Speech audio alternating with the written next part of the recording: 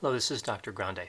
Today's question is, what is the difference between borderline personality disorder and bipolar disorder? Now, this is a question that I've received many times, and these two particular diagnoses are very easy to confuse with one another. Specifically, bipolar 2 is even easier to confuse with borderline personality disorder than bipolar 1. So let's take a look at these two disorders briefly. If we consider borderline personality disorder, first of all, that's a cluster B personality disorder. Bipolar disorder is not a personality disorder.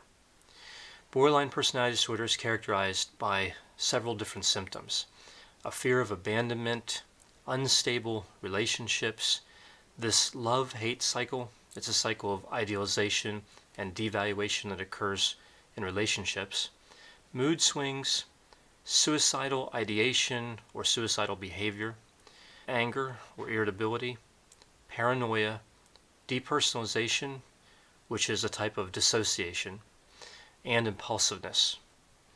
So those are some of the main symptoms for borderline personality disorder. If it sounds a lot like bipolar disorder, that's because it is. If we look at bipolar disorder, specifically bipolar 1, we see that there's two main features: depression, a major depressive episode, which would involve hopelessness and sometimes fatigue, as well as many other symptoms, and mania, which would involve a great deal of energy and euphoria, as well as other symptoms, including, with both mania and depression, the potential of delusions, the potential of psychotic symptoms. So when we look at these two disorders together, borderline personality disorder and bipolar disorder, the strongest overlap we see is with impulsiveness, the lower self-esteem, that's a feature of both these disorders, unstable mood, recklessness, irritability, potential suicidal ideation or behavior, and paranoia.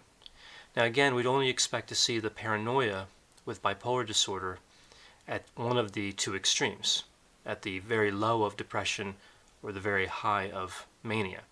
And many individuals with bipolar disorder do not have psychotic symptoms, only some do.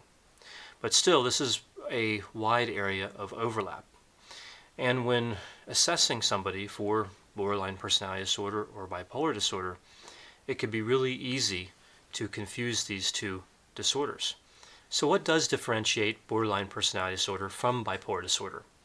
What symptoms can we use to tell these two apart? Well, this is actually fairly tricky.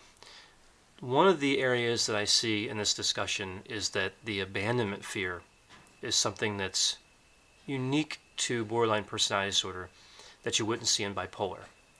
Generally, I think that's true, but when somebody has depression, particularly, it's not unusual that they have a fear of abandonment.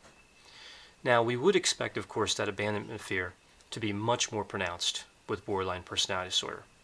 So in general, I think this is an area that we can say we would expect to see this in borderline personality disorder, and it's not typically seen in bipolar disorder. Another area we see with this is the idea of stress and relationships, meaning that a stressor in the context of a relationship tends to cause an exacerbation of symptoms in borderline personality disorder, and it does not tend to cause an exacerbation of symptoms in bipolar disorder. So a lot of the symptoms in borderline personality disorder are thought to be triggered by difficulties in relationships, by a relationship-related stressor. Now again, this can occur in bipolar, but we do typically think of this as being a feature of borderline personality disorder. When you look to see when the most severe symptom manifestations occur, if they happen right after a relational stressor, that is an indication that points more toward borderline than bipolar. Another area we see of differentiation is the idea that chronic emptiness is something that you see primarily in borderline personality disorder. And again, here we have to exercise caution, as with this whole area of these two disorders, because chronic emptiness can occur in a major depressive episode and bipolar. Now, you could argue that it wouldn't be really chronic because someone's going to cycle out of a major depressive episode. And with borderline personality disorder, that's more of a constant mood. We would not expect to see the cyclic nature in borderline personality disorder.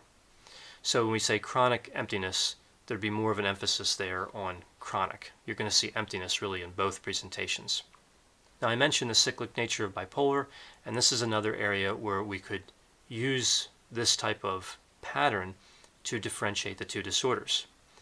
What we expect with bipolar disorder is a period of months where we see a major depressive episode, and then after that it could be another major depressive episode or a manic episode.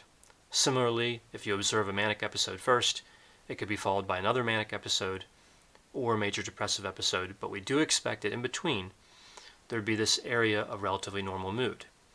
This isn't always the case for every presentation of bipolar disorder, but usually the mood stabilizes a bit in the middle. With borderline personality disorder, we don't see that. It's a persistent mood disturbance, so we wouldn't expect to see periods where the symptoms tend to go away.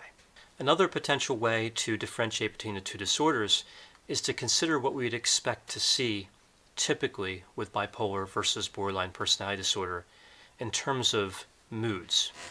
With bipolar disorder, we tend to think of this as involving mostly depression, elation, and moving back and forth between depression and elation. With borderline personality disorder, we would expect to see more anger, anxiety, aggressiveness, mood reactivity, impulsivity, and irritability. Now again, you could see all of these symptoms with both disorders.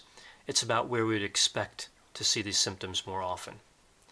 Now it's important to note that, as I mentioned, differentiating these two disorders is difficult. They also have a fairly high co-occurrence, meaning that if somebody has borderline personality disorder, they're more at risk to have bipolar disorder. These two disorders sometimes run together. This is called comorbidity. Also, if somebody has bipolar disorder, they're at increased risk to have borderline personality disorder. So again, with this comorbidity, with this co-occurrence of these two disorders, it only makes it more difficult to differentiate them. Now you may wonder why I indicated that bipolar 2 is harder to tell apart from borderline personality disorder than bipolar 1 is. So with bipolar 1, we don't have hypomania like we see with bipolar 2. We have what we refer to as mania. And with mania, a lot of times an individual will stay up for several days at a time. They'll have a tremendous amount of energy, and there'll really be a pronounced recklessness and euphoria. We don't typically see this in the same episodic way with borderline personality disorder, which again means that bipolar 1 is a little easier to differentiate from borderline personality disorder than is bipolar 2. When we lose that mania and replace it with hypomania, bipolar 2 looks a lot more like borderline personality disorder, becomes a lot easier to confuse.